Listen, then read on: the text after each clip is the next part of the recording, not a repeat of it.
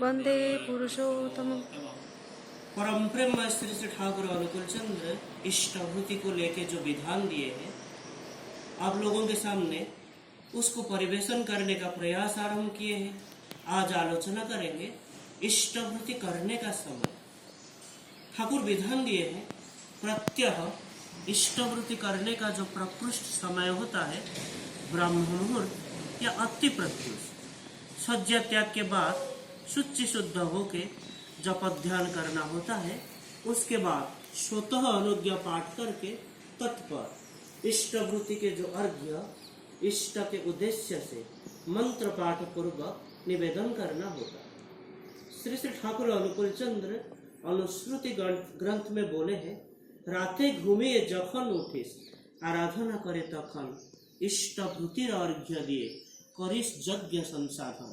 अर्थात निद्रा के बाद हम जब उठते हैं सबसे पहला कर्म ये आराधना होता है और इष्टवृत्ति को अर्घ्य देके ये जो मंगल यज्ञ उसको समापन करना होता है।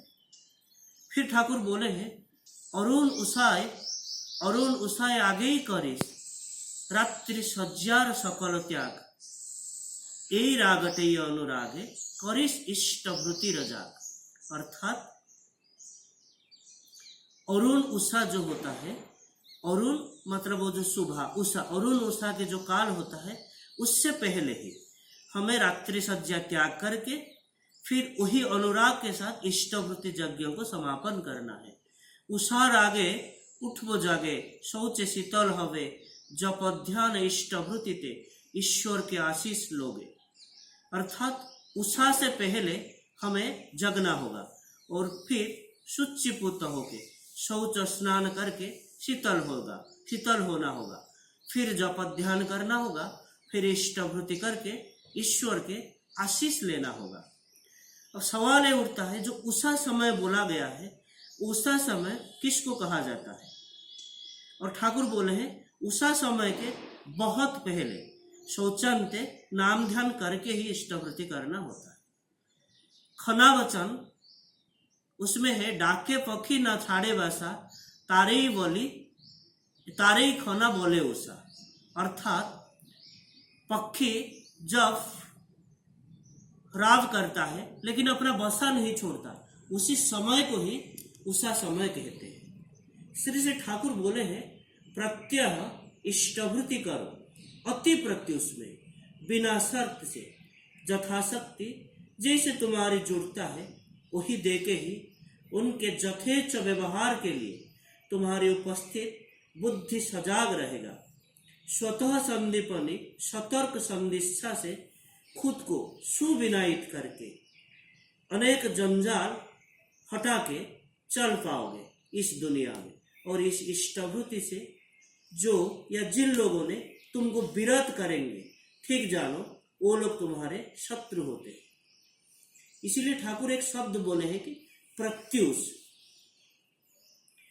ये जो प्रत्युष जो अनुलेखक ठाकुर को प्रश्न करते हैं, ये प्रत्युष कहने से क्या सूर्योदय के पहले की बात समझा जाता है? श्री श्री ठाकुर बोले हैं, हाँ, इसीलिए मैं बोला हूं अति प्रत्युष से बिना शर्त से प्रत्यह इष्टवृत्ति करना होगा, यथाशक्ति तुम्हारी जैसे जुटता है। ये जो अति शब्द का प्रयोग किया गया है। फिर ठाकुर को प्रश्न किया गया है, सूर्योदय से पहले वो तो पिछले दिन से गण्य हो गया ना। श्री ठाकुर बोलते हैं नहीं, जो ब्राह्म मुहूर्त होता है वो बहुत पहले से ही शुरुआत हो जाता है। बहुत लोग उषापान करते हैं और इष्टवृत्ति ना करके वो क्या किया जाता है? श्री ठाकुर बोलते हैं, हाँ, इष्टवृत्ति करके ही सुबह जो पानी लोग पीते हैं या उषापान करते हैं वही करना होता है।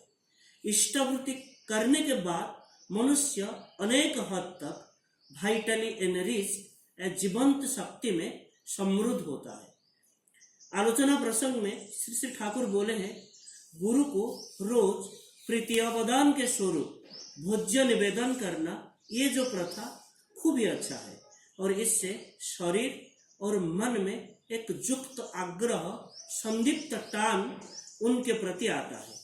जैसे बच्चों के लिए हम करते हैं इसके बच्चों के प्रति हमारा टान होता है। इसीलिए सुबह उठ के मुख टुक धो के ध्यान सुमिरन करके भक्ति भाव से निवेदन करना होता है, और उसके जो महीने का जब अंत होता है उनके अनुकल्प पे जो अर्घ्य वो भेज देता है। जब इसका भूल या गलती होता है तब ये समझा जाता है मेरा चलन में गोलमाल है और शायद कोई विपद भी आ सकता है। इसीलिए विहित प्रायश्चित करके कठोर भाव से इसको पकड़ के रखना होता है। 1971 की अक्टूबर 4 सर्वभारतीय सत्संग कर्मी सम्मेलन में श्रद्धेय नरेंद्र दा प्रश्न किए हैं कि इष्टवृत्ति के मंत्र में ये लिखा गया है, आज ये प्रभाते कर्मारंभे तुम्हारी भूगोर लागी इत्यादि। तो इष्टवृत्ति में कब करूँगा? हाथ मुंह धो के अपने जो बासी लुगा उसको या पिछले रात की जो कपड़े उसको चेंज करके या जो बिछना में बैठ के करना होगा। उत्तर में श्री से बड़दा बोलते हैं, मैं तो चिरदिन ही रात 1 या 1:30 बजे उठ के अपने बिछना में बैठ के नाम ध्यान करता हूँ और उसके बाद वहीं बैठ के ही इष्टवृत्ति करके रात 4 या 4:30 बजे शय्या त्याग करता हूँ। जो भक्त उसके मन सततः इष्ट के प्रति निविद्ध रहता है, इसीलिए उसमें फिर टटका या बासी इसका कोई सवाल नहीं उठता, हर समय वो पवित्र रहता है। 1973 अप्रैल 15 की कर्म सम्मेलन में जनेक भाई प्रश्न करते हैं, हम इष्टवृत्ति कब करेंगे? और उत्तर में श्री बड़दा बोलते हैं, प्रत्युष में करोगे। श्री ठाकुर की यही वाणी है। वर्तमान या आज के डेट में कोई अगर सुबह 7-8 बजे उठ के इष्टवृत्ति करता है तब तो उसको प्रत्युष नहीं कहा जाएगा, तब तो प्रत्युष भी नहीं रहता। ये पॉइंट असल बात है। और हमें ये भी देखना होगा कोई आदो इष्टवृत्ति करता या नहीं करता, क्योंकि श्री ठाकुर बोले हैं, उषाए निशाए मंत्र साधन चला फेराए जब जथा समय इष्ट निर्देश मूर्त कराहित। ये तो उषा का समय सुबह तो 8 बजे नहीं है, इसीलिए हमको जो नियम या विधान होता है उसको मान के चलना होता है, और नियम मान के चलने से मनुष्य मिष्ट हो उठता है, शक्तिशाली हो उठता है, ताजा हो उठता है। इसीलिए कोई सुबह 8 से पहले बहुत लोगों के संसार के बहुत सारे कार्य रहता है। कोई अगर कहता है मैं 8 बजे उठता हूँ, तब तो उषा उठने का जो आनंद वो आनंद भी नहीं मिलेगा। 1973 जुलाई 15 की जो कर्मी बैठक श्री बड़दा बोलते हैं, हम क्या करते हैं? प्रत्युष में उठते हैं, उनके स्मरण करते हैं, निद्रा से उठते हैं, फिर उसके बाद बाथरूम जाते हैं, फिर वहीं आके बैठ के जप ध्यान अर्थात मंत्र साधन करते हैं। ये होता है जजन। इसके बाद मन प्राण दे के अनुराग के साथ इष्टवृत्ति अर्थात हमारा जो भक्ति अर्घ्य वो निवेदन करते हैं, फिर प्रार्थना करके इष्ट को निवेदन करके कुछ खाते हैं, और उसके बाद उनको प्रणाम या स्मरण करके जाजन के लिए निकलते हैं।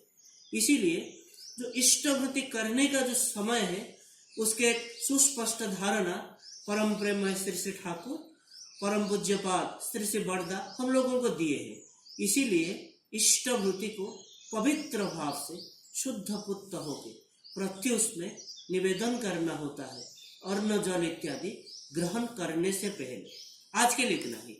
वंदे पुरुषोत्तमम वन्दे पुरुषोत्तमम्। जय।